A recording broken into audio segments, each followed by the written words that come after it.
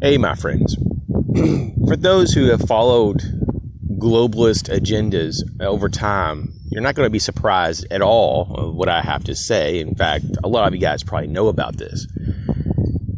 But when we talk about propaganda, disinformation, there are so many people, so many organizations participating in this. And National Geographic is one of those. It's very clear. I mean, they're very out in the front, in fact, in some ways. And they're not even trying to hide the propaganda anymore. And so they have little hit pieces they put out all the time. Little articles or little videos here and there with their junk science and their agenda to try to, influence groupthink. And they do a really piss poor job of it. Anyone with working brain cells can look beyond what they're saying. But this recent article that was being promoted or featured on Google News, and once again, don't rely on Google News to give you real news. This is just a place I go to kind of become more aware of what the agenda is.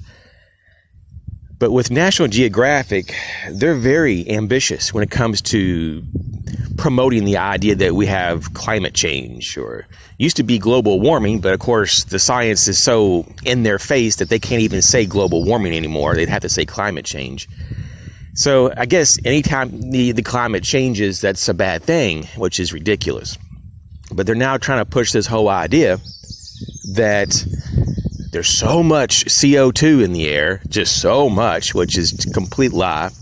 It's such a small percentage, it's ridiculous. If you ever look up CO2 levels in the atmosphere, it's such a small percent of 1%, it's laughable. And they're like, whoa, it's so high. It's getting so high that the plants probably won't even be able to absorb all this. Well, hold on here. What? On what basis can you say any of that? In the past, it's been much higher. The CO2 has been much higher. And guess what we found? Plant life is just that much more robust. You have to have CO2. It's part of the process of photosynthesis, part of the whole process of how the plant grows and gets energy. And you're telling me that, there's just too much and the plants can't handle it, hypothetically. Then they have no science backing that. This is a great example of junk science.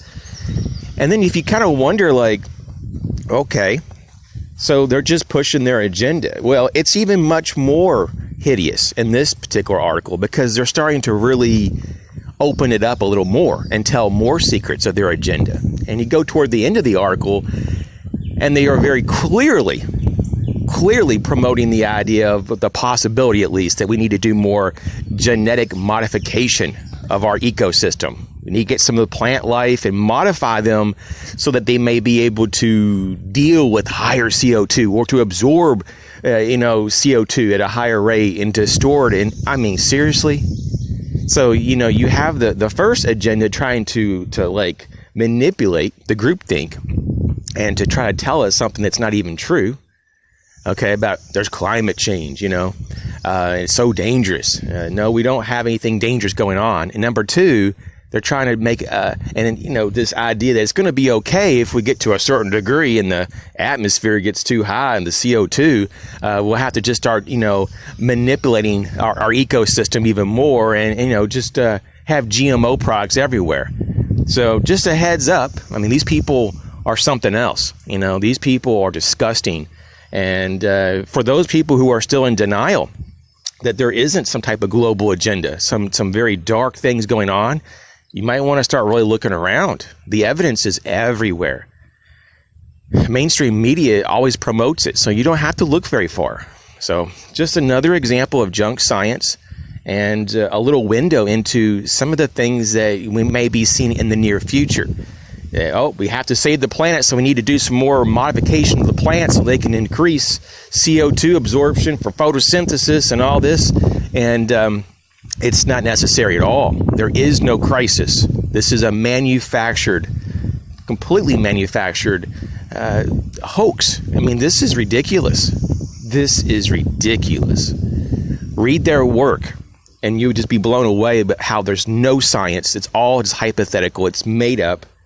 And you can compare a lot of their so-called reports with other reports, and they'll contradict themselves. And there's a growing number of scientists globally right now that just think this is all made up. More and more every day, people are waking up and going, this is just ridiculous. This is ridiculous. The data does not show any type of global warming, doesn't show any type of increase of any type of weather system activity than normal. There's cycles on everything. And to say that we're in some kind of, harm's way because of our activity, there is no evidence of that. You guys take care. Catch you later.